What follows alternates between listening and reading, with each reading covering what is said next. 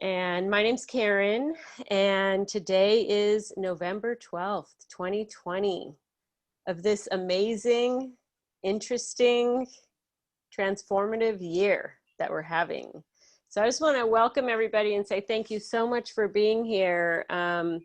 We are on The Conversation. So you all found your way here, theconversation.cc. If you got on early, you heard Jamin sharing a little bit more about The Conversation. It's they're working on 24/7 platform that we have conversations about healing, changing, and transforming the planet and life on the planet. And we're here really on behalf of Co-Creators Convergence. So Co-Creators Convergence, I'm going to be putting a little information in the chat once Toni gets talking about Co-Creators Convergence, and I'll put the conversation website as well. You can always go to the bottom of the chat right before you get off the call and save that. And then you have all the information and the links in there. So Co-Creators Convergence is a group that has brought so many people together. Many of you are on the Co-Creators Convergence group through Facebook, and we always encourage everyone to join, mainly because of the beautiful networking that happens and co-creation.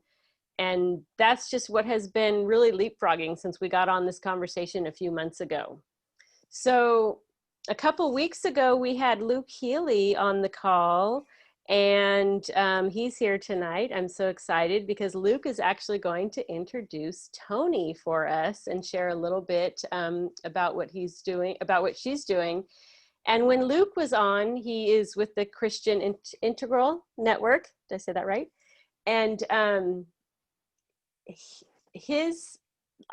Luke, I hope you come back on again. Like the meditation that he led, the depth of connection through the participants on the call and what Luke was offering, in my opinion, was profound, and was the feedback from the call. So Luke, I'm gonna turn the mic over to you and let you introduce Toni. And just before I do that, I'm gonna say, feel free to put things in the chat.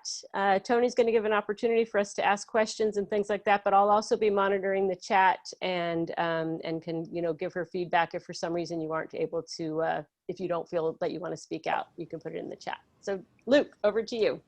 Great. Yeah, thanks, Karen. Thanks for that feedback. It was wonderful to be with you all a few weeks ago, and I got to be here because Annie invited me. So I'm glad Annie's here as well again tonight. And I thought, kind of in the tradition of passing it along to someone, I thought Toni would be perfect for this, not only because of her connection with Barbara Marx Hubbard, and hopefully she'll tell you all a little bit about that, but also just because she's just a wonderful person, and she's a dear friend and a spiritual kin. And she's one of the most educated people I've ever met. She doesn't like to boast about it, but I think she has 2 PhDs and 3 masters, or I don't know, I lose count. I don't even know what all of them are.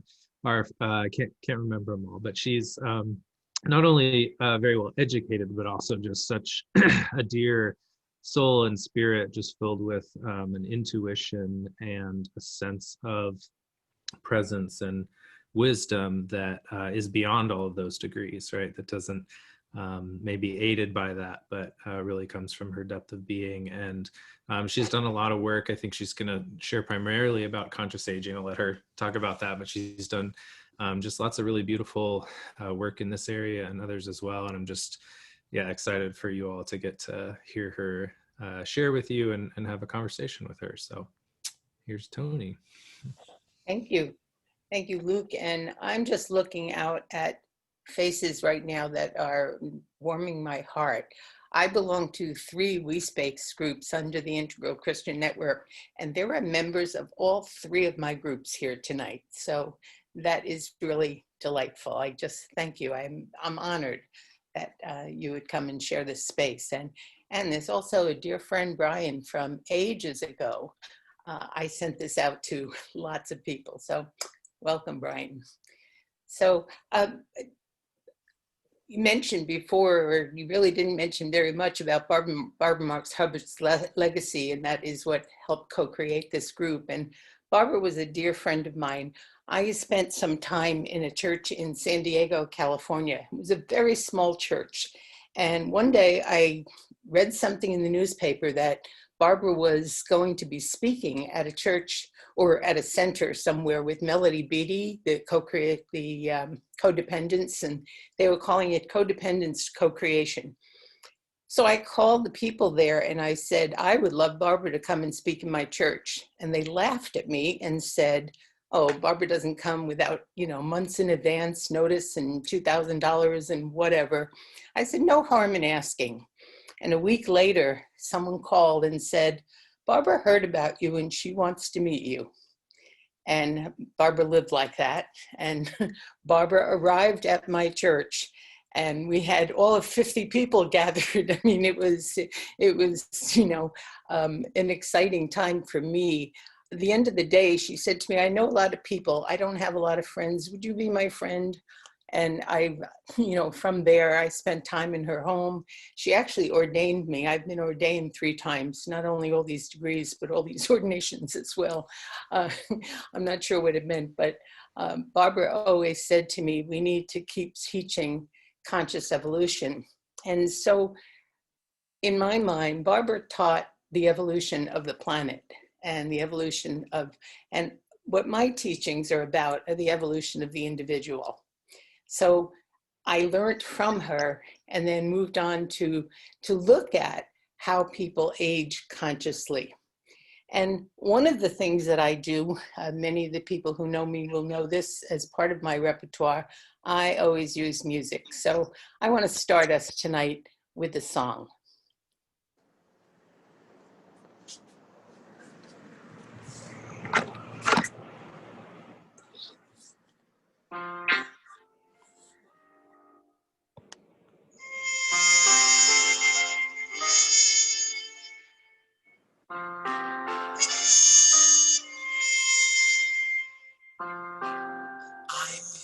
To remind you of your magnificence, to help you awake to all the wonder that you are.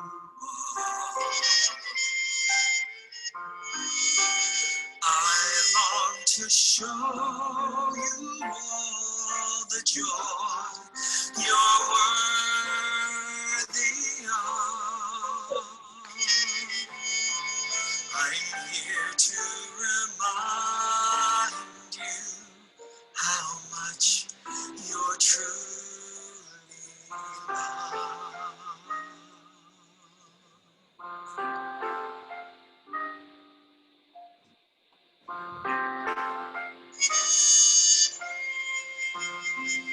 I'm here to remind you of your magnificence, to help you awake to all the wonder that you are. I long to show you all the joy you're worthy of. I'm here to remind you how much you're truly.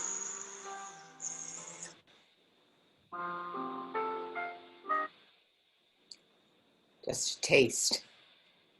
And I really believe that everywhere I go, that's what I'm here for, to remind myself, number one, and to remind everyone else, because think of the messages that our society gives us, and in particular, the messages the society gives us about aging.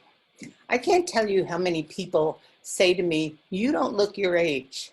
I'm 74, and don't mind having that recorded, because most people think that's a compliment. And I take it as a compliment, but if you think behind that, it's really saying, don't you wish you were younger? And I think that the media, what the media does, it's constantly talking about anti-aging products. I don't know about you, but I don't want to be anti anything. I want to be for aging in a healthy and a conscious way. Imagine what could happen if the world could start seeing aging as the opportunity for greater spiritual growth. That's where my focus is tonight, to look at aging as the process that actually helps us on the spiritual journey.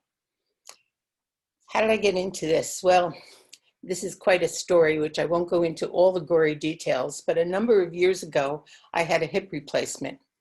And the day after the hip replacement, as they took me out of bed, I broke my femur. And if you can imagine, the largest bone in your body, I was hospitalized and in a nursing home for 3 months, flat on my back, not able to move. I mean, they had to lift me up everywhere till I remember the day I finally got up and was able to walk again. Amazing. It was quite an experience. And my friends who knew me and knew that, you know, I'm a minister, for God's sakes, they expected that I was on this great spiritual journey. Well, I watched movies, I watched sitcoms. I spent most of the time just sleeping or just doing nothing, until towards the end of the time where I decided to really start looking at what happened here. And I know in the early stages of spiritual growth, all of us start out, and I started out as a victim. Why me? Why is this happening to me? And I have to tell you very happily, that was not even a thought. So I bypassed stage 1. Stage 2, once you let go of victimhood, you get this power and then you say, I create my reality and therefore I cause everything. So why did I cause this? Well, I have to tell you that I didn't even go there. I decided I didn't need to know what caused this, where it came from. I started asking the question, what does my soul want here? You know, what gift is there in this experience? And I heard a voice. I don't hear voices very often, but this night I really heard a voice saying, there is nowhere to go. There is nothing to do. And I kind of laughed and said, yes, I'm on the flat of my back. There is nowhere to go. I can't do very much sitting here. And it was no, go deeper. And I have been literally going deeper with that very thought from that day on. And what I did was start reading books at the time, because that is my way of learning very, very powerfully. I read about 50 books on the aging process. And I keep reading them. I keep finding new books, and people are sending me. There's so many books written about spirituality and aging, not just the health kind of things. And then I started to write, and I started to write some pamphlets. I created a course, and then I created a new book called Embracing the Aging Process. And trust me, I'm still working on it. Not the book, but the practice. And so the other thing that I have always studied, I was privileged to study, one of my degrees is from Columbia University, and they really stressed a lot about the age stage theories and how we grow and how we create life. And the whole first part of our life is all about creating our identity and manifesting things and going out there and making life work. And then the second half, or very often the third quarter, or maybe the fourth quarter, is about being and allowing and surrendering who we thought we were. I have found in all the people I have ever counseled, the most difficult part of aging is, who am I? Now that I'm no longer parent, now that I'm no longer teacher, now that I'm no longer whatever it is. And, you know, what we need to be able to do is let ourselves simplify life and start to live now without comparing, wanting, or wishing we could do what we did in the past. I'm going to talk a little bit more about how to handle that later on, but for a moment, I just would like you to all stop and think about, if someone were to write a book about your life, what would its title be? This is an opportunity for sharing. So anybody who would like to, what would the title of your life story be?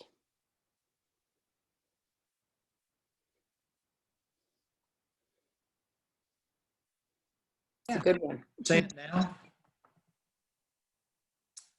Yes, go ahead. He flew around for a long time until he found himself. That's because he's a pilot. Uh,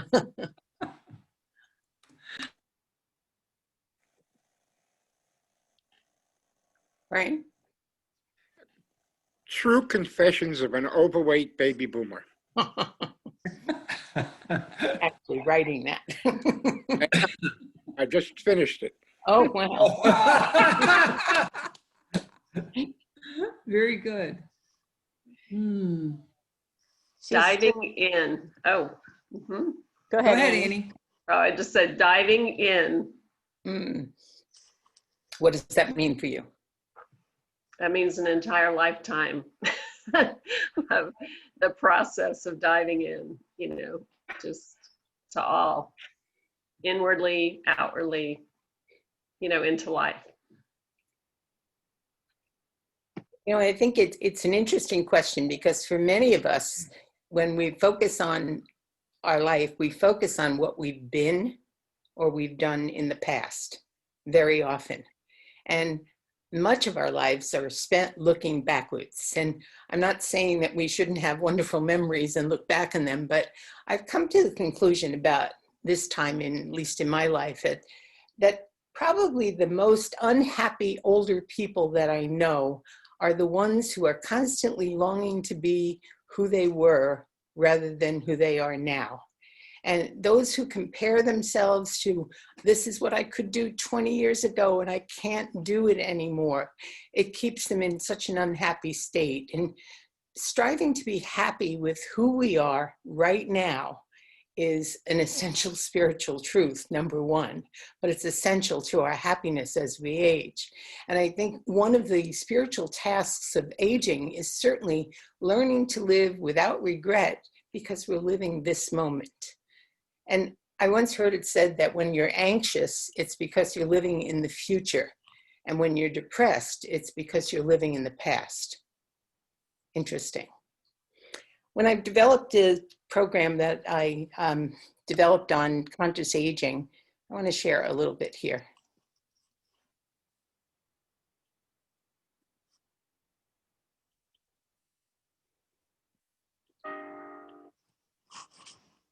It has 4 modules to it. And we're going to look basically at one of them, but I want to mention all of them because you can't really talk about aging without talking to all of them. And the first one is about all the myths and the lies there are around aging, the things that we hear about aging. So I'm going to ask the question for us right now, how old is old? Are any of you old? And how do you view the process of aging? Okay, so for me, this is Regine. For me, old is when I no longer want to learn new things. When you no longer want to do things? When I no longer want to learn new things. Learning new things. Okay.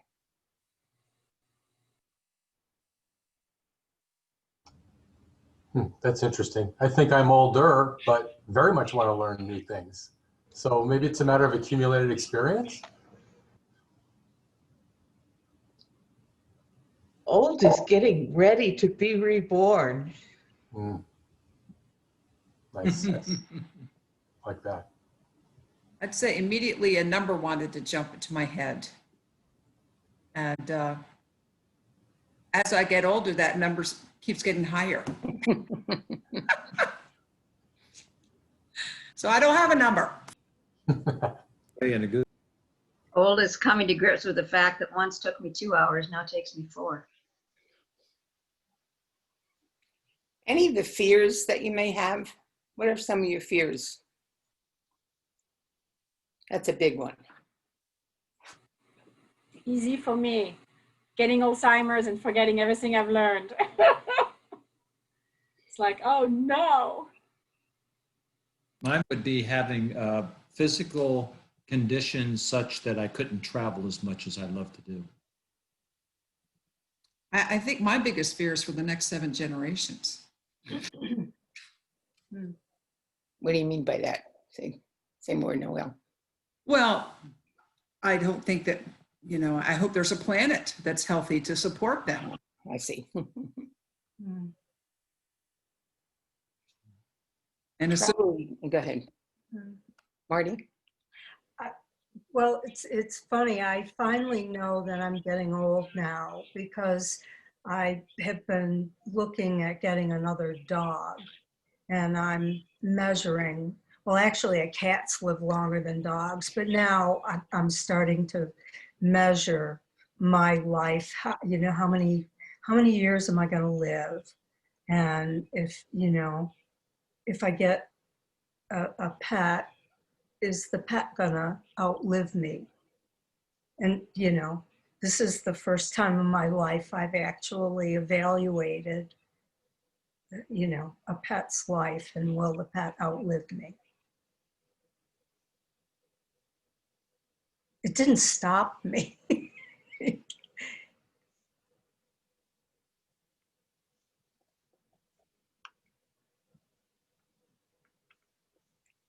And one of the fears that I found many people have is Regine talked about it in terms of losing our memory.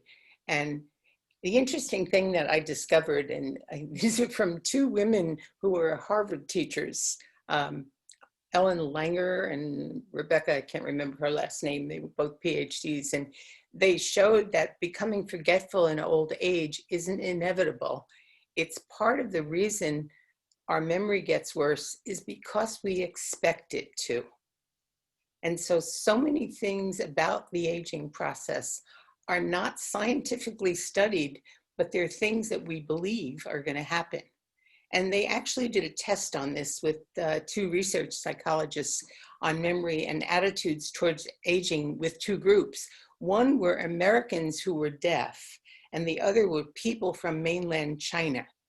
And these groups were less likely than most Americans to have any cultural stereotype of aging. And they have found that none of them really were having memory loss because they didn't know that that was what was supposed to happen.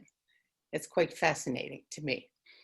I think that we get in life very often what we think, and we are so embroiled in our culture. I mean, one of the things that I say that I'm here to change the views on midlife and aging and have people come to a whole new appreciation.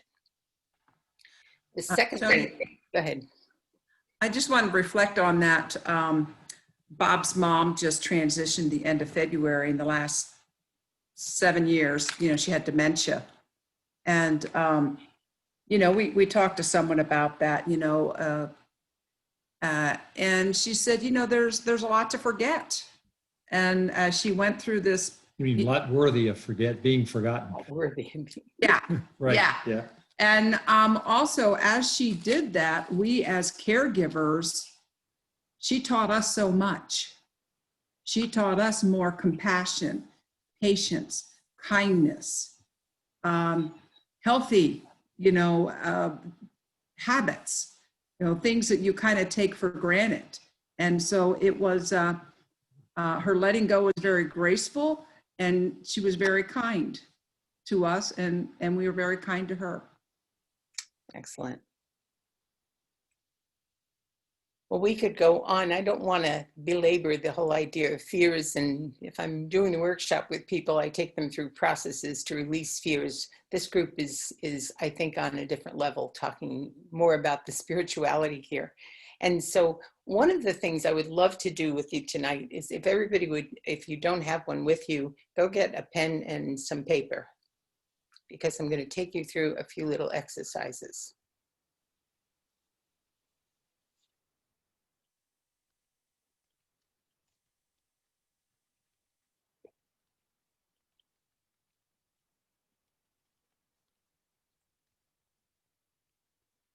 And the purpose of a life review, one of the other things we do as we're aging, is to look back over our life and to see what there is still to let go of, but also to find the seeds of possibility. I love the person I studied some of this material with used to say, what does your life wish to become? journal on that someday. It's a wonderful question to ask. What possibilities are still waiting to become? And I think sometimes this is how I deal with the things that I can no longer do. I go back and look at the things that gave me so much joy and ask myself the question, what is the feeling that I got from those things that I want to recreate? It's not necessarily doing that exact thing, but what did I feel by doing that? And how could I get that feeling again? And so I'm going to suggest to Bob, for example, if you can no longer travel, how else could you get the feeling that you get, or what satisfaction do you get from traveling that you could get in some other way? So it doesn't have to be a fear of not being able to travel anymore. I won't put you on the spot. You can answer it if you'd like. But, you know, and for all of us to look at the things that we may have loved doing and no longer can do. And I think that's often a piece of sadness for so many people as they're getting older. I can no longer do these things. And instead of saying, I can't do that specific thing, what feeling do I want? What feeling did I get from doing that? And how can I get that? You know, so we get clear on the essence of what we want to happen rather than the exact experience. So what I'm going to do with you right now is do an exercise that begins the life review. The life review can take weeks to do. But the very first step, and it doesn't matter what your chronological age is, everybody gets 10 to 12 stepping stones, or as Doug Hammarskjöld used to say, we call them markings. What are the 10 major events of your life that created who you are today? And everybody gets the first one, I was born. You can put the date. And I'll give you a couple of minutes. Don't think it too strongly, just allow whatever shows up to show up. The 10 most meaningful events that were transition points in your life.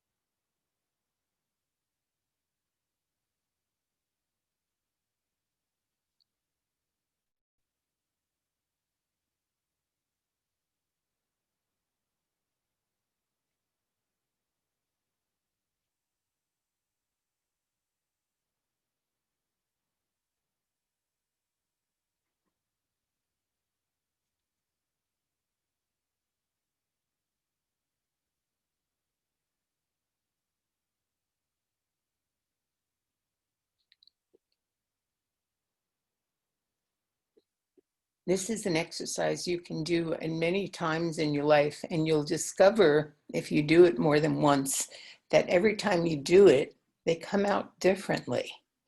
except for I was born, and some of the main ones. And usually they have something to tell you about what's happening in your life right now. I remember doing them once, and what I wrote down were all the places I had lived. And sure enough, I was ready to move.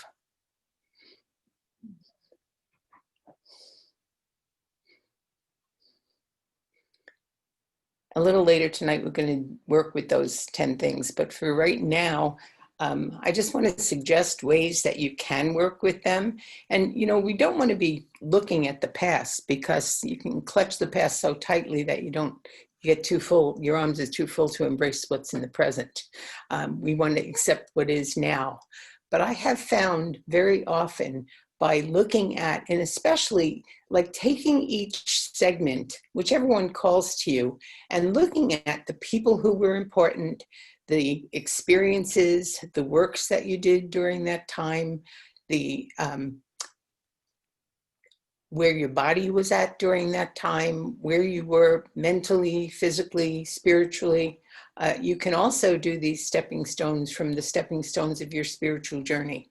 It's a powerful exercise to practice. But then to take each one of those and look at the roads that you've taken or not taken during that time. And it's showing you what's still to come in your life. I have found when I do it with an older population, people get excited. It's like, oh, I thought there was nothing more. And look at what's still possible from things that I haven't completed, or what needs to be completed from things from the past. Things show up. It's quite a powerful experience. We'll be using that list a little later on tonight, because I just want to mention for a moment the other two stages.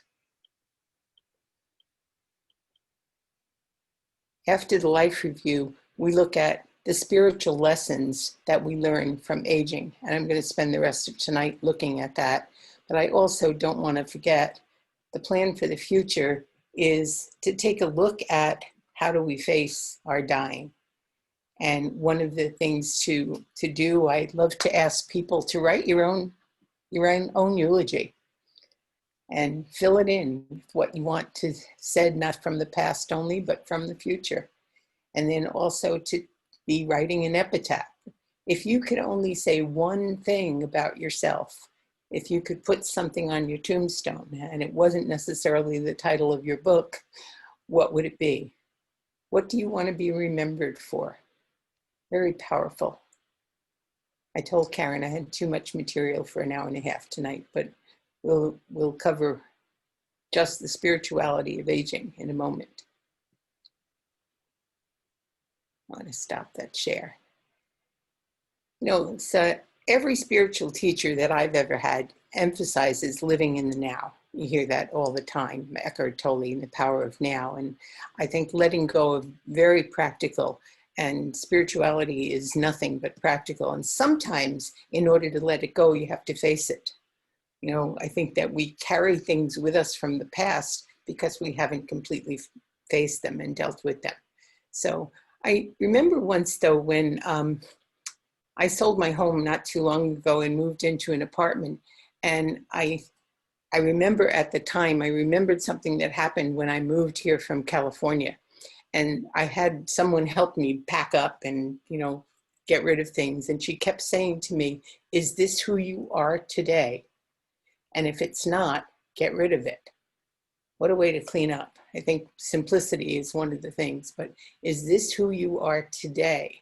I want you to know I let go of my doctoral dissertation and all the research materials because I decided that that knowledge is within me. I didn't need it in the books and the papers anymore, and someone else could use them much more powerfully. It also lightened my load. The books behind me right now are 1/3 of what used to be here.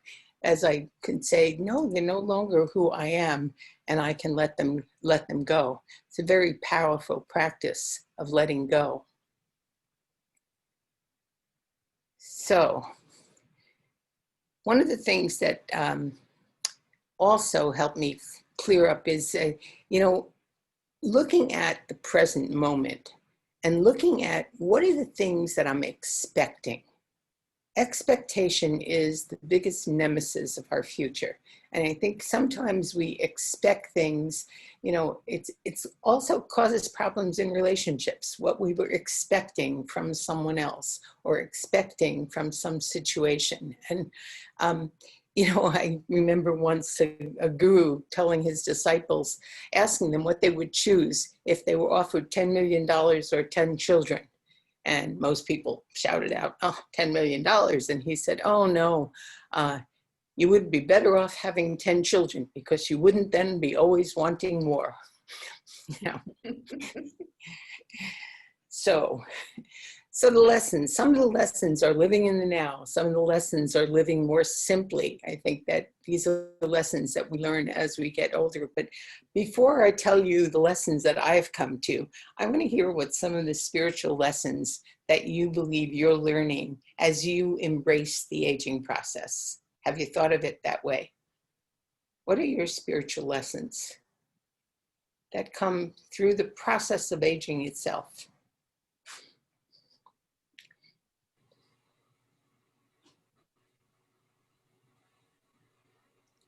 And everybody's aging, by the way, even if you're 5 years old. I think one thing for me, although it was reflected more through staying with my parents for 5 months who are 89 and being a bit of a caretaker for them, even though they're quite self-sufficient.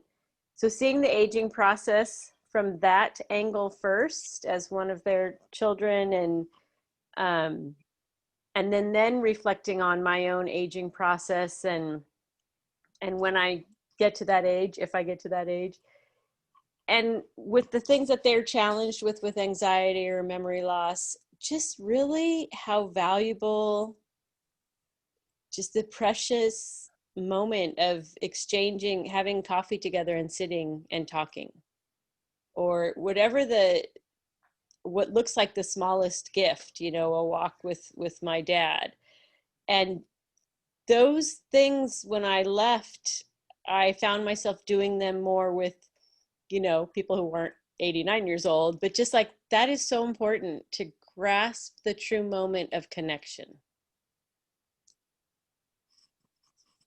Thank you. Thanks.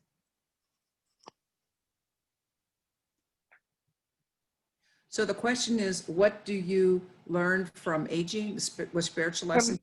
From embracing the aging process, what are your own spiritual lessons that you're learning through the process of aging? Well, I'm learning more about who I really think I am. Who do you think you are? Yeah, who do you think you are? Because, you know, I read a lot about I'm fascinated by near-death things, people's experiences. I'm also fascinated about, you know, what happens after this life, because I believe I am an eternal being. And I believe I've been here many times before.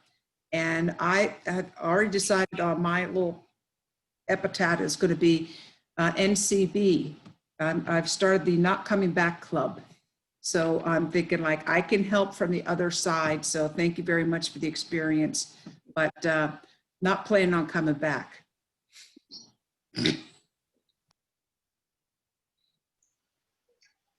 I guess the biggest spiritual lesson I've learned is that I don't know very much.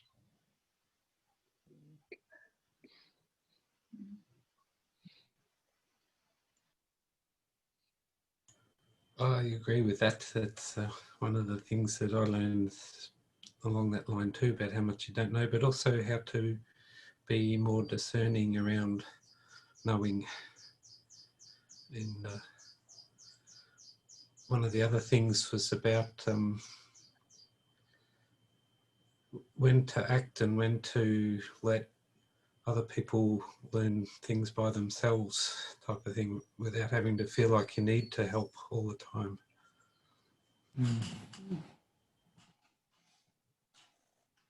That each day is precious.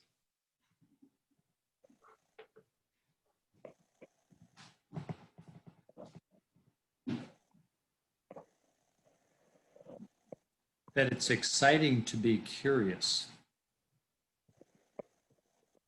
about whatever.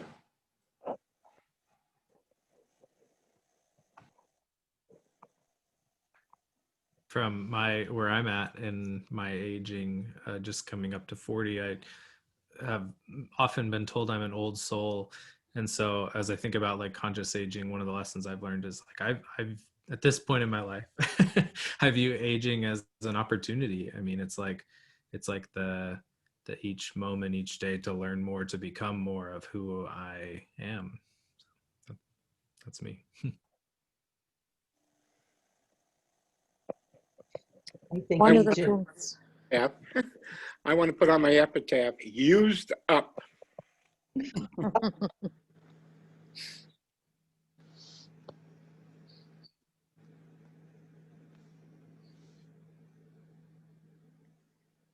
I think I want to put on my take my hand and fly with me. When we're young, there's so much junk we put on ourselves that we have to succeed, that we have to be this or do that or learn this or know this. And it's so beautiful to let it all just drop away so that we can finally be free. We can be free to follow all the dreams, free to follow that something wonderful that's been pulling us all along. Be free from our fear of inadequacy, our fear of failure, our fear that we can't carry through with whatever this thing is, but that we can trust, we can just hold on to this thing and follow and fly straight up into the clouds.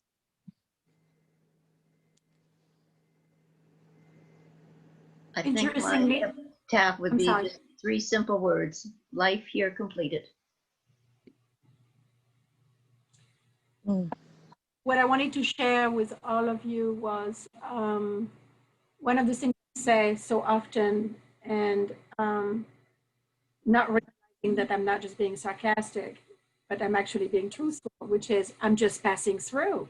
I'm just passing through, no problem. And the outside of that is being created because I was diagnosed with breast cancer, and then I had to get surgery and all that good stuff. And one of the amazing things they do is they block all of your hormones for the next 5 years so that you cannot get breast cancer again. You might get another kind, but not that one. And what you find out is you lose your memory, you lose your bone density. Your body literally moves you into the age of 75 to 80. Nothing wrong with that age. Except when you're not there, you don't want to be there. And it is challenging to become aware that, yes, the aging process is acceptable, might even be cherishable at certain ages. But when it is forced upon you at a younger age, it shifts your perception of what is controlling what and who is in charge of what. And do I really want to be cancer-free and lose my marbles? Or do I rather have all of my brain cells going in the right direction, but then I might be dying in 5 to 7 years? So those are part of the interesting processes of aging gracefully, but I'm just passing through, so it doesn't really matter. I leave you with that.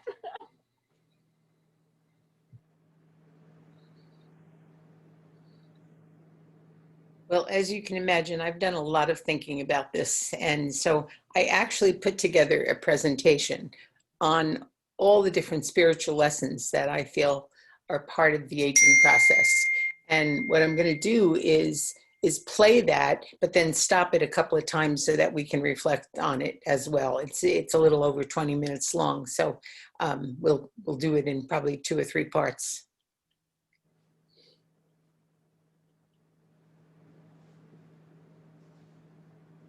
Are you seeing the screen now?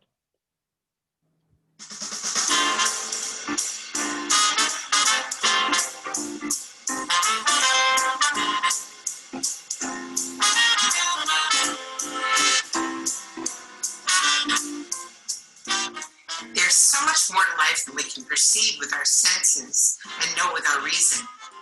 It's easy to get lost in what we think is the truth simply because we're experiencing it.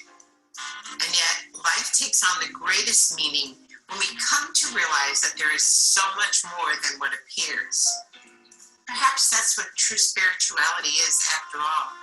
It's coming to deeply know that there is a perceiver behind everything we perceive.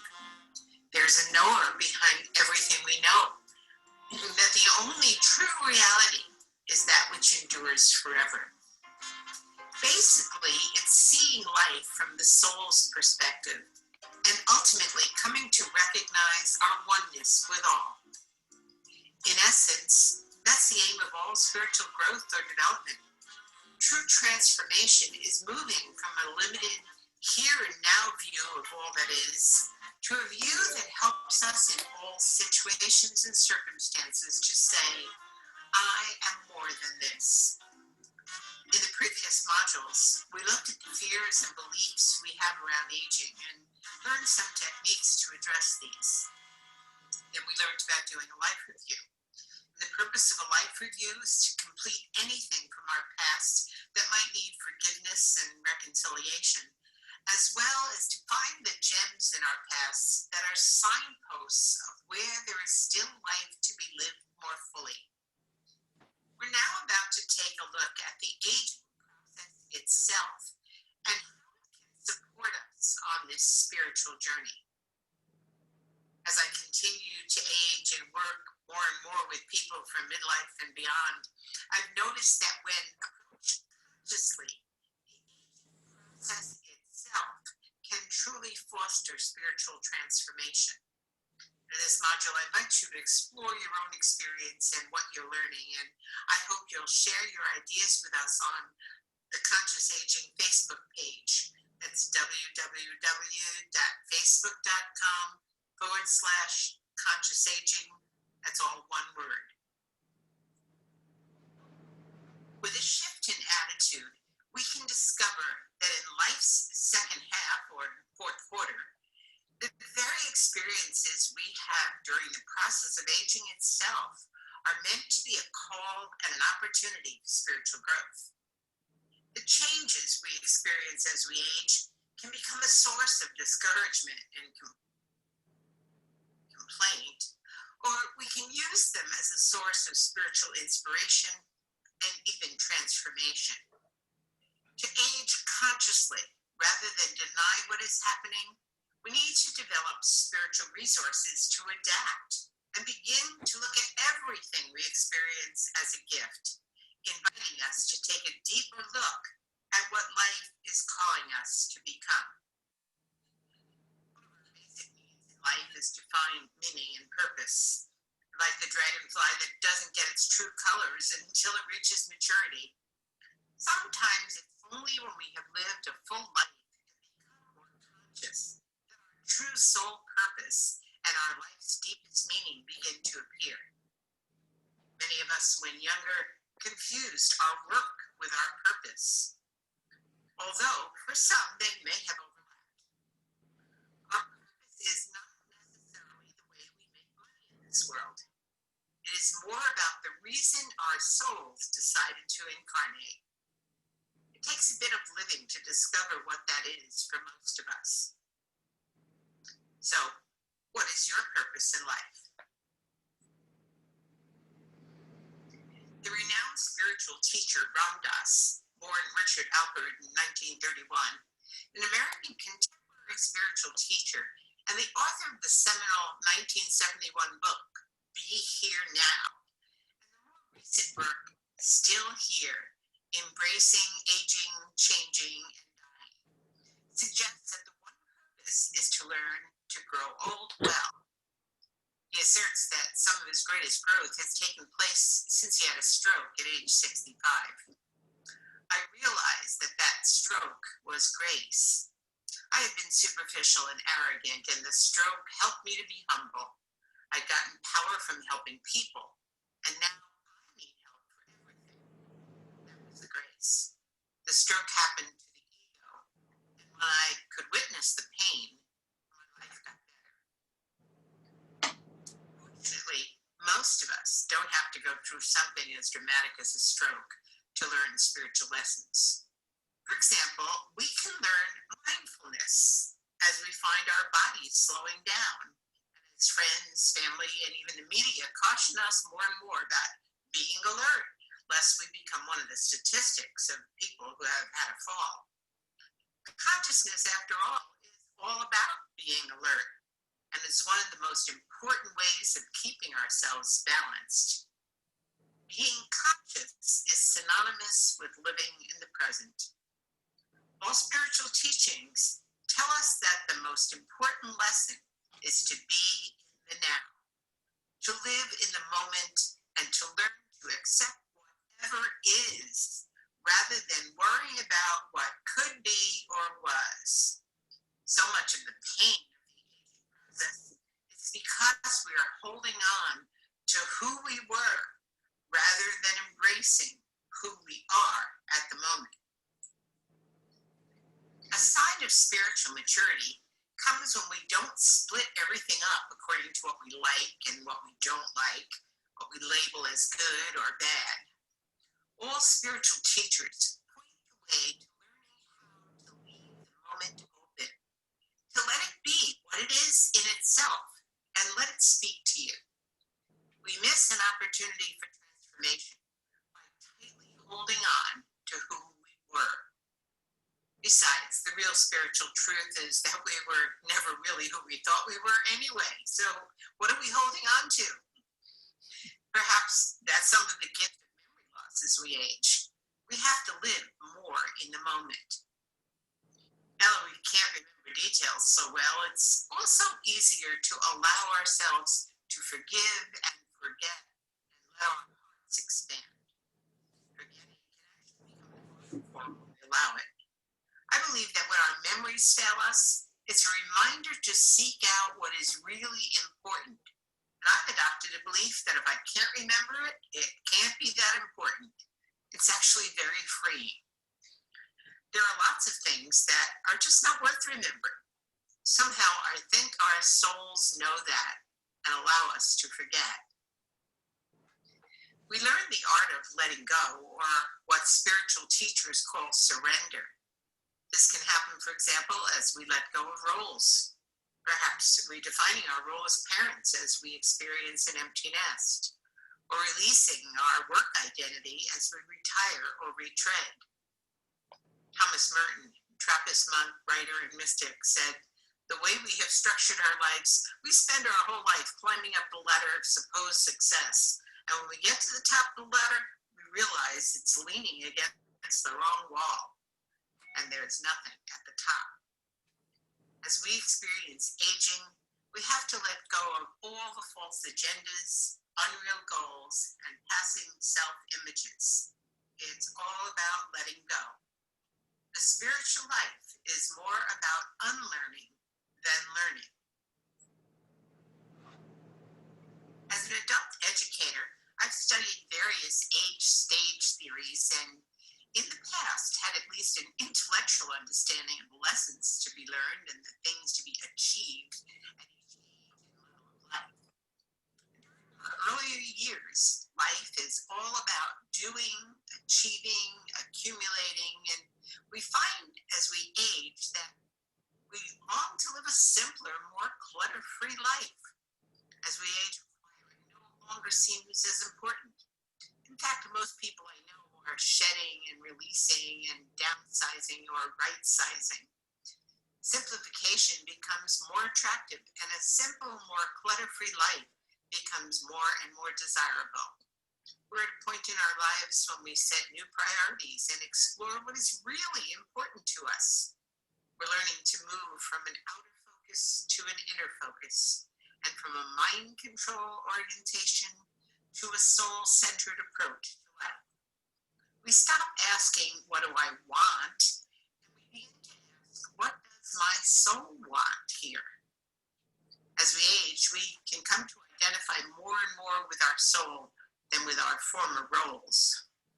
The aging process itself demands that we move from the acquiring, doing, achieving, manifesting, solidifying identity stage to learning to let go and to be. age, we learn to spend more time being and less time becoming prolific and productive. Spirituality teaches us that life is about being and not about doing. And one of the ways we learn that is by not being able to do the things we did in the past. Most of the time, we did things because of the feeling that it brought us.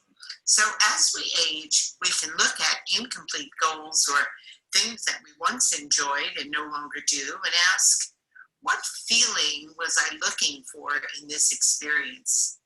Usually, we can find something or some way to achieve that same feeling from a different experience that's still available to us. All through our spiritual lives, we're taught about surrender and letting go. And when we begin to experience life as being taken away from us or slipping away, we can either panic and rebel or deeply allow what is happening to happen. Of course, that doesn't mean being passive about our health or about keeping intimate relationships alive. But it does mean that we get to recognize the impermanence of all that we have on this planet Earth while coming to know and experience that life is truly eternal. When we get to glimpse that truth, our focus changes and we set different priorities. We realize that for certain, we cannot take it with us when the it is material possessions. And while we treasure and appreciate them for what they are, we no longer feel attached. That's ultimate spiritual growth and true freedom. I recently listened and watched a video of Esther Hicks, the woman who speaks in the name of Abraham, which is best described as an extension of source energy into our world. She was talking about the transition of her husband and soulmate, Jerry. She made a clear distinction that while Esther missed Jerry's physical presence, she was even more clear that the veil between this world and the eternal world became even thinner with his passing. One of the jobs of the aging process, if you will, is to come face to face with the experience we call death, and to recognize that it is a continuation of our essence, which we know of as life. That's pretty powerful stuff when we get it. So much of our youth is lived in denial that this life is only temporary. As we age, we become aware of what is permanent and therefore discover that nothing can ever be truly lost. The spiritual journey is about going deeper and deeper to find that which does not change. The one thing we can be certain of as we age is faster change, and in many instances, change is seen as synonymous with loss. The aging process itself is often viewed as a time of grief and loss. Besides letting go of old identities and abilities, it's often experiencing more and more deaths of loved ones. It can be a time of declining or loss of health. At the very least, it is loss of things that are perceived of as youthful beauty, such as hair color, or wrinkles, or even hair itself. Dr. Wayne Dyer once said, "To be attached to your physical appearance is to ensure a lifetime of suffering as you watch your form go through the natural motions that begin the moment of your conception."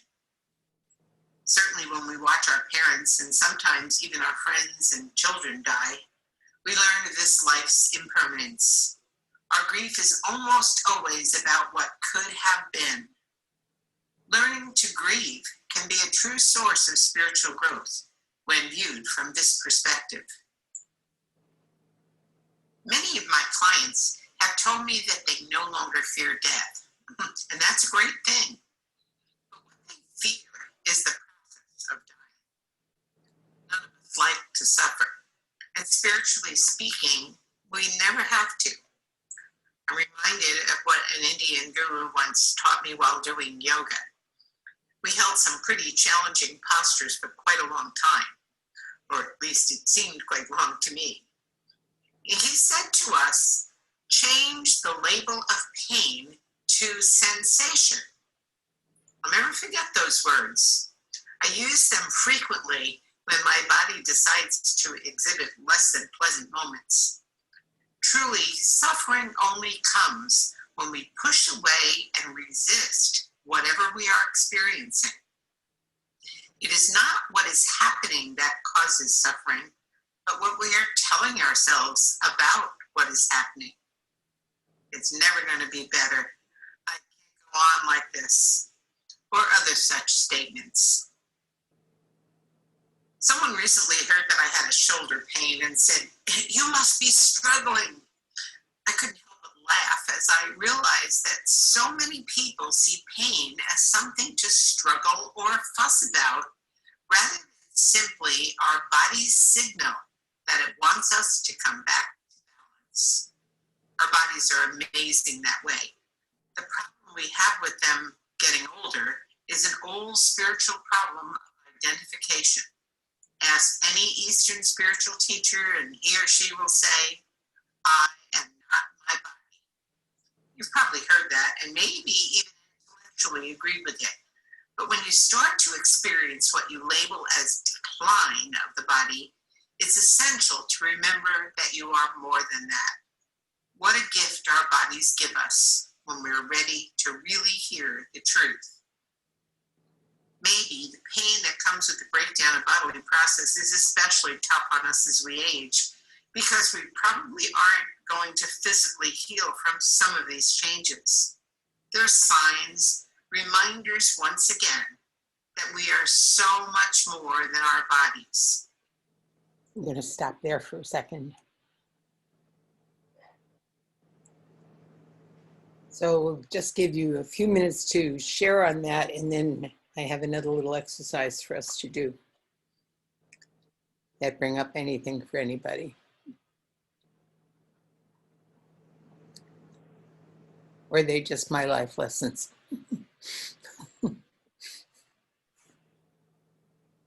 I really like that reminder about pain being sensations.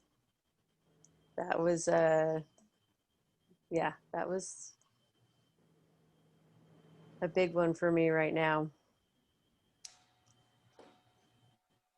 I think I like when I wrote down, "Is this who you are today? If not, let it go." But I think that was from earlier. I like that part.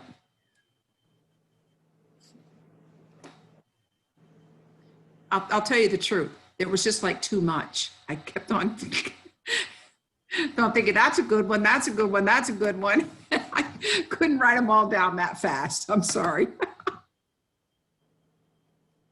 That's okay. It's just, it's not meant to have you memorize any of that that's there, but just to provoke some thought of your own on, you know, what are the lessons that you may be learning and what can you see from some of the experiences. Well, I will say that one of the things was it's not about doing, but about being. And I just noted in the chat, Sheila said, "I no longer strive for, but now appreciate being more." And I think that's right on. Thank you.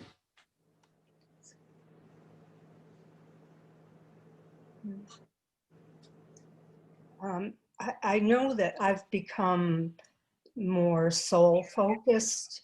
I've always been spiritual, even when I was young, but I didn't know what to do with it. So I went through the channels of school and working and, getting married and getting divorced. But there was always an emptiness there. I was just doing what I thought I was supposed to do. So now I'm free to be soul focused. And I was always searching for my purpose. It was like, why am I here? Why am I here? Why am I here? And so now that part of me is actually, I'm much happier now, because now I really am starting to understand it all has to do with my soul. That's why it never worked. That's why life never made sense to me, was because purpose, it was all about my soul. And so now all coming into, it's all coming in focus because my life is now about my soul, and so it's soul driven. Anyways, if that makes any sense, but Absolutely.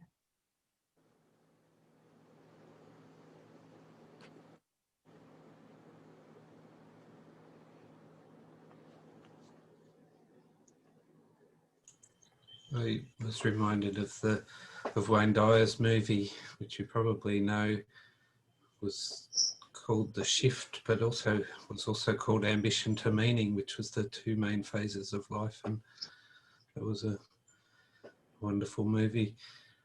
I felt that I've never really had a lot of ambition, even throughout my younger years, and in some ways, even meaning doesn't sort of hold a lot of value either. For me, a lot of this process is actually trying to just experience what is happening and what is unfolding with as much awareness or consciousness as I can, in the sense that we're all here as aspects of spirit experiencing itself.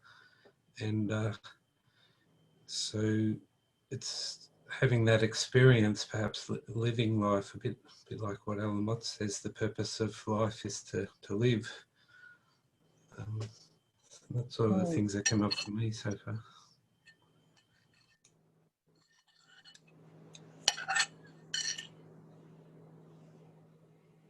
If I may, for me, it had a lot to do with always ordered, commanded, made sure I behaved accordingly. And I was involved in for anti-hunger agencies for most of my adult life. So I've done the work of the soul, but my gifts are on the mystical side. And that was never acceptable, not in my childhood, not in my teenagers, not in my adulthood. And it is a total joy to fulfill the need and desires of my soul towards being allowed to be mystical and sharing those gifts and not be dismissed and disenfranchised and called different names. So it has always been about what the soul wanted. It is that this time I may be strong enough and free enough to make it happen or to allow it to become, I would say. I think that's how I feel about it.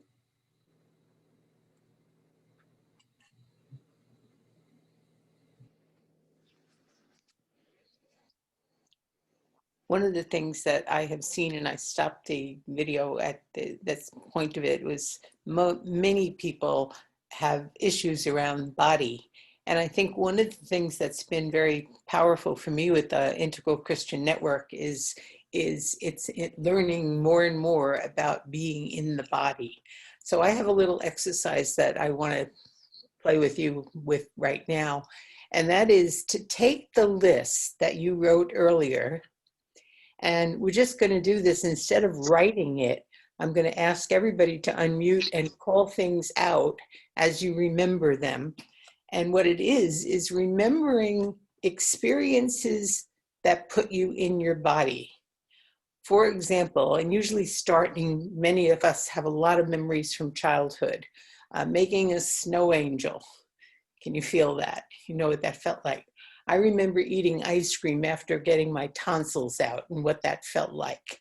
You know, I also remember the pain of having my appendix taken out. I mean, think of some of the things, and I would like you to just call out memories, and they can be from any age, but it often helps to look at those stepping stones that you wrote and think about where your body was at each of those periods, and then just call them out so that other people can be reminded and maybe remember some of their own experiences. This is just a way of getting ourselves in touch with our bodies.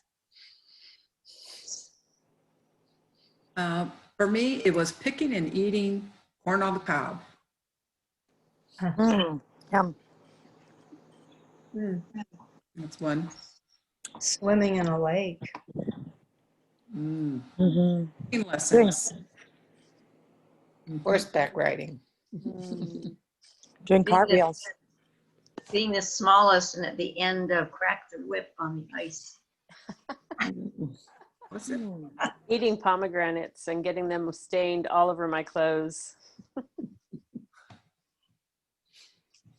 Oh, mulberries, eating the mulberries off the mulberry umbrella tree. Yum. Oh, and the English walnuts. I'm all food, I guess. Picking apples off an apple tree. Running barefoot in the grass. Playing volleyball. Playing tetherball. Getting Swimming buried in the ocean. in the sand. Dipping double rope. Yeah, Bob, you must have some. Jumping on a trampoline. Standing in the hollow of a dead tree.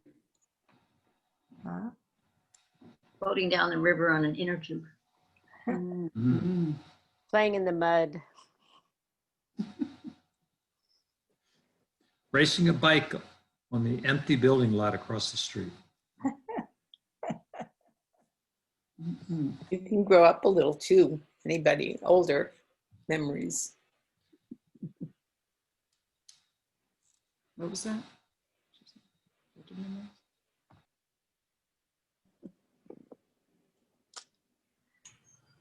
Smelling apple blossoms. The feeling of taking off the first time as a pilot after the flight instructor had gotten out of the airplane. Seeing my firstborn. Oh. Glenn, I didn't hear yours. Do you mind repeating it? I was smelling apple blossom. Skydiving. Older for me. Okay, French fries and chocolate almond ice cream. Yeah, they are all food, aren't they? Just being honest.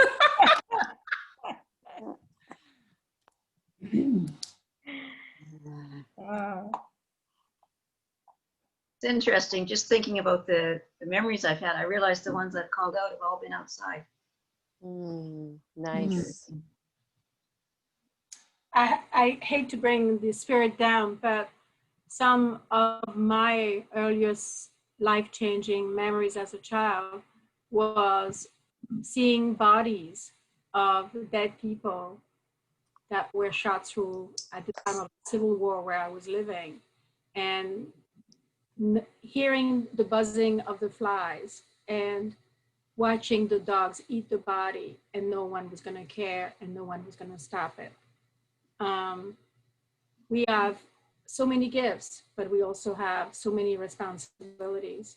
And civil war and refugee situations and craziness around the world can affect people for their entire lives. And we need to become more aware of that. We're starting to understand. Thank you for that, Regine. Yeah, thank you. And yes, I would recommend that everybody take this in your own time and just go through every decade and just come up with a few things. It's a fabulous meditation. And then from there, simply write a statement, a sentence or two. Where am I now with my body? And you might want to just take that and jot that down right now. What is my relationship right now with my body?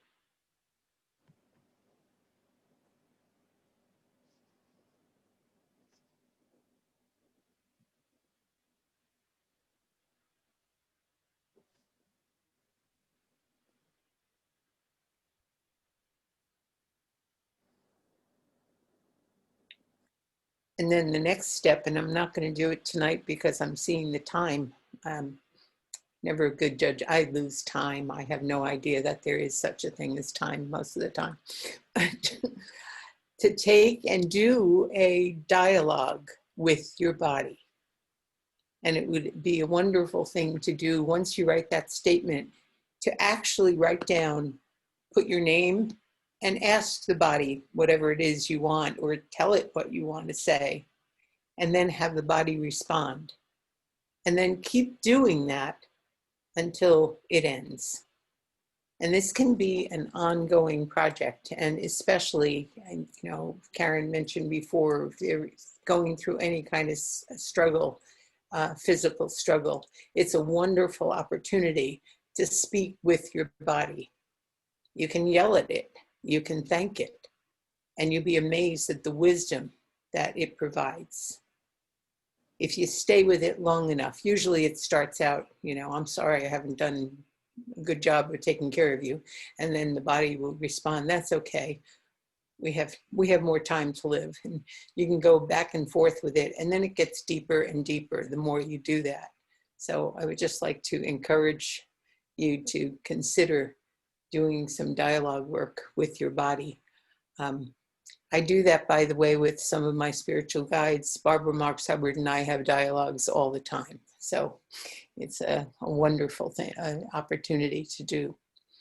And I'm going to complete that little piece. It's only a few more minutes to overwhelm you a little bit more with a couple of the possible lessons of spiritual life. And the more we identify with the body, the more pain we'll experience. I also found that having health issues as I age has really been an opportunity to help me transform. These experiences have challenged my beliefs about who I am and why I came here in the first place.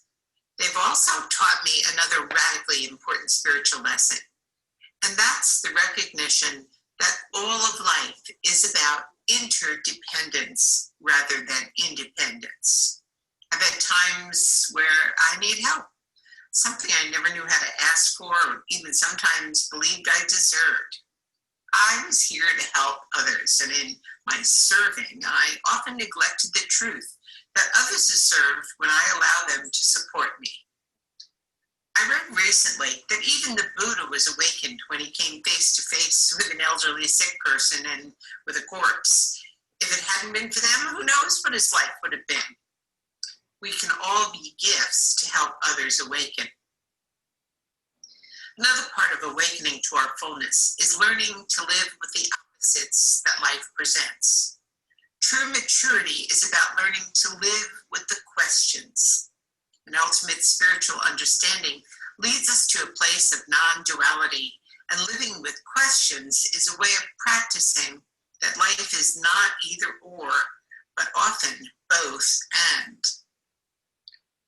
I recently read an article from the Diocese of Washington that talked about people's experiences of aging. And one person in particular said, "As I age, I am less physically able to accomplish things I once did on my own.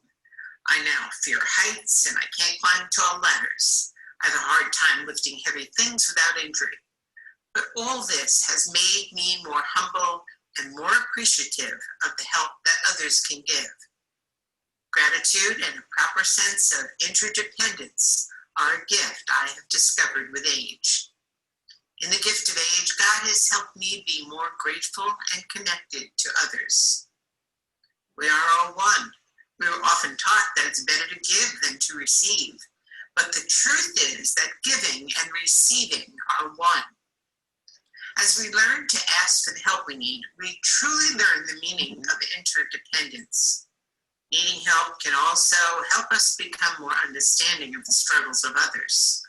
I don't know about you, when I was young, I was impatient. There was little I couldn't do, or at least thought I couldn't do. But now, experiencing more of my limits brings me both compassion and understanding. And I think I'm learning patience as well. A while ago, I had a hip replacement, followed by a broken femur, an infection, and blood clots, and it left me flat on my back for almost 3 months. And during my time of rehab and healing, I learned to be grateful for the smallest things and for the care that others offered me in so many ways. I became more humble and appreciative of all people who are ill or disabled, who would never discover and recover as I did. There are so many unexpected gifts hidden in situations like this. The most important lesson I received was the message I got while lying immobile. There is nowhere to go and nothing to do. Well, that was literally true then. It's become my mantra every day since, especially when I find myself feeling overwhelmed or rushed or berating myself for not meeting a deadline or achieving a goal. Those words are worth pondering. There is nowhere to go and nothing to do. I believe that's what true enlightenment is all about. It's a gift of grace. I've even learned to be more grateful for the gift of a brief rest. And naps are a great way to remind myself there's nowhere to go and nothing to do. What are some of the other things that people fear about aging? What are the lessons that can be learned from the aging process? For example, when you're fear running out of money, you can ask yourself, what is true wealth and true abundance? You can't take it with you after all. Have you defined yourself by the money you earn or by the things money has allowed you to accumulate? Who are you with or without money? If you're downsizing, leaving a home for assisted living or a nursing home, you can ponder the question, where is my true home? Yes, living on this earth, it's nice to be surrounded by nice things and have the safety and security of a roof over our heads. I visit hospice patients weekly, and one 103-year-old who's living in an assisted living facility often tells me about the homes she once lived in, about the boats on the lake and the beautiful view outside her window, and about the long trek she took just to buy her groceries. And, you know, she said, I loved what I had, but I am so content with where I am now. I don't need those things to be happy. It's enough to remember all the good that has been part of my life. And while it's different today, I still see it as good. She's one of the most conscious and content people I know. And she teaches me to learn to be satisfied with what is, instead of longing for what used to be or can no longer be. What a gift. She also tells me that she loves living alone and is never lonely. I've learned to love my own company, she said. I was quite social in my younger years. I belonged to and ran lots of organizations. But now it's time for me, and I'm enjoying every moment. I am part of all that I have ever been. What wisdom she teaches me. When you experience loneliness, begin to recognize that you can choose to see life as lived alone or all one. When your eyesight gets weaker, rejoice in the new inner vision that can come upon you in the second half of life, and look with great expectation to the even deeper vision as you change from an outer focus to a more inward quest. Learning to live more consciously is all about discovering or rediscovering that the interior life is the real life and can be far richer than any outer experience. Besides, it's lasting. If your hearing begins to diminish, See it as a sign to listen more attentively and to look at others while they speak. This can serve to connect you more deeply to them and learn to listen to the voice within.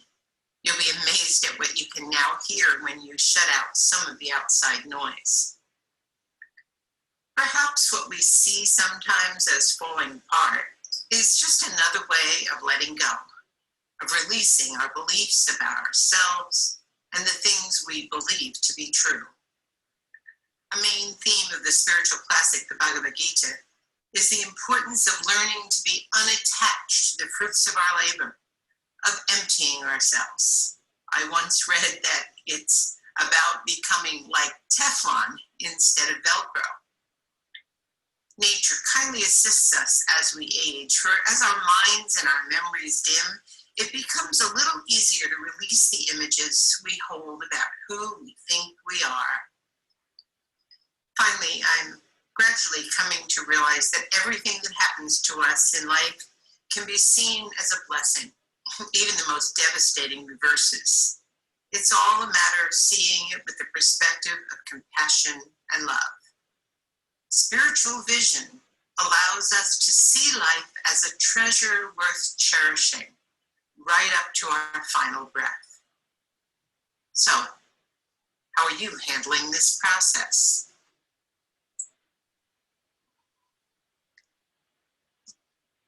One final song.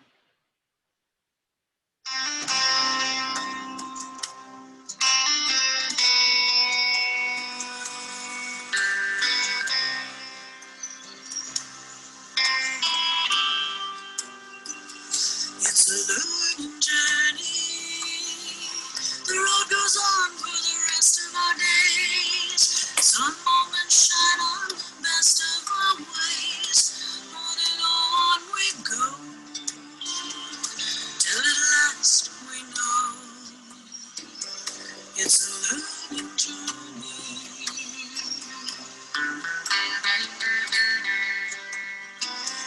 It's a healing journey. Shadows deep in the dark night of soul. Release the past and remember the whole. On and on we go, till at last we know. It's a healing journey. A lifetime of lessons held in the light of compassion. Each new understanding is a gift to creation. We gather together to empower each other. A day of celebration.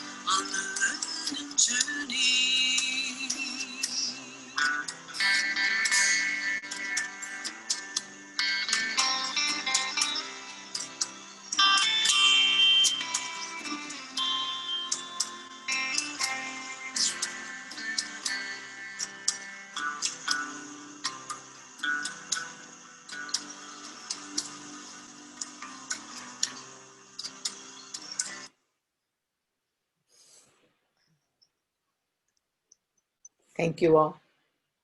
Thank you, Toni. Toni. Toni, that's so beautiful. And you have a couple notes in the chat just thanking you. Thanks for sharing your wisdom.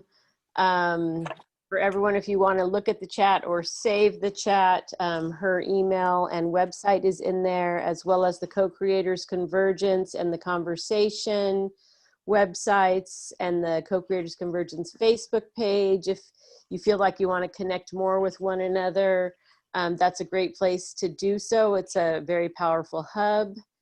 And I do want to mention that the Conversation is doing something next Thursday, thepressconference.org. Again, it's in the chat room, thepressconference.org, where they're giving a 2-minute opportunity to share what you do as a transformational person in the world, leader, whatever your transformational gift is. So that could be a really, for like several of you on this call, every person that spoke or shared something in the chat, I was very moved and inspired by. So that might be something you want to look into. And Co-Creators Convergence is here every Thursday, 5 p.m. Pacific Standard Time with a new guest. So next week is a surprise guest. I think like you should just come to see who is it going to be. And anything else, Bob and Noelle, before we say goodnight? Toni, that was so beautiful. Thank you. Yeah, I'm just going to say in 2020 hindsight, we should have had Toni on for 2 weeks in a row. Because that was like so much. Give us a little more time to do some of those exercises. Thank you for the exercise. But yeah, it was really lovely. And I'm going to tell one little story. So as my mother aged, it came a point where she couldn't drive anymore. So we had to drive, we did all the driving and stuff. And she was such a joyful person. And she said, she had a great laugh. And she said, I really like this. She says, I could be chauffeured and I get to see the scenery more. So that's how I want to emulate my mother's joyfulness as she aged, because she did it so beautifully. So thank you, Toni, and thank you everyone. Yeah, that's so beautiful. Noelle, you said that so beautifully, and you just made me realize I wanted to mention one thing. I apologize if I'm not saying your name right. Regine, she mentioned something in the chat, I think for everyone, but it went privately to me. And she grew up as a child in West and Central Africa, and she saw a lot of humans, and she said, well, she never felt scarred from this. It actually allowed her at a younger age to really have the veil lifted. And your comment in saying that, and what you just said, Noelle, and so many of the things you offered, Toni, is when we can do this conscious aging, it really is that gift of, well, yes, I could tap into some other senses if I'm not driving, if I'm not seeing as well, if I'm not hearing as well. So what a beautiful opportunity we have to carry out this vibration. I know I'm going to be I'm actually going to be getting on with my mom and dad in about 20 minutes because we have a big family Zoom call. And I'm going to be sharing some of these things that you just shared, Toni, where it's a tendency to contract when you're getting old out of fear. Can be this opening. It's so beautiful, everybody. Thank you. Hope to see you next Thursday. Thank you, Karen. You're the hostess with the mostest. Love you all. Love you all. Thanks again, all. Thank you, Toni.